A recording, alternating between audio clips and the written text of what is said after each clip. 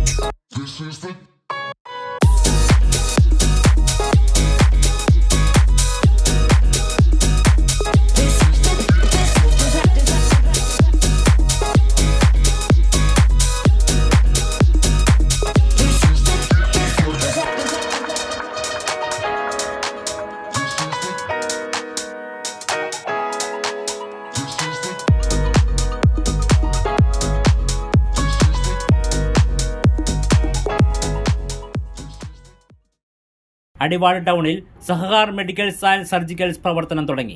ശനിയാഴ്ച ഉച്ചയ്ക്ക് 3 മണിയോടെയായിരുന്നു ഉദ്ഘാടനം. Kothamangalam MBMM hospital consultant paediatrician doctor Muhammad Hasan ഉദ്ഘാടനം നിർവഹിച്ചു. ഈ കാലഘട്ടത്തിൽ മരുന്നുകൾ നമ്മുടെ ജീവിതത്തിൻ്റെ ഒരു അവിഭാജ്യ ഘടകമായി മാറിയിരിക്കുകയാണ്. ഈ വേളയിൽ കേന്ദ്ര ഗവൺമെൻറ് സഹകരണ സ്ഥാപനമായ NFTCയുടെ സഹകാർ മെഡിക്കൽസ് നമുക്ക് ക്വാളിറ്റിയുള്ള മെഡിസിൻസ് ഡിസ്കൗണ്ടോടു കൂടി കിട്ടുന്ന ഈ അവസരത്തിൽ ഇതിന് എല്ലാവിധ ആശംസകളും നേരുന്നതോടൊപ്പം നമ്മുടെ ജനങ്ങൾക്ക് സാധാരണക്കാരനായ ജനങ്ങൾക്ക് ഇതിൻ്റെ എല്ലാവിധ പ്രയോജനങ്ങൾ ഉൾപ്പെട്ട് ഉപയോഗം എത്തട്ടെ എന്ന് ആശംസിച്ചുകൊണ്ട് അടിവാട് സെൻട്രൽ ജുമാ മസ്ജിദ് ചീഫ് ഇമാം മുജീബ് റഹ്മാൻ റഷാദി മുഖ്യാതിഥിയായിരുന്നു. Pallarimangalam panchayat vice president OE അബ്ബാസ്, ബ്ലോക്ക് അംഗം നിസാമോൾ ഇസ്മയിൽ, വ്യാപാരി വ്യവസായി ഏകോപന സമിതി പ്രസിഡന്റ് MM അലിയാർ, വ്യാപാരി വ്യവസായി സമിതി പ്രസിഡന്റ് കാസിം സ്വർഗം തുടങ്ങിയ പ്രമുഖർ ചടങ്ങിൽ പങ്കെടുത്തു.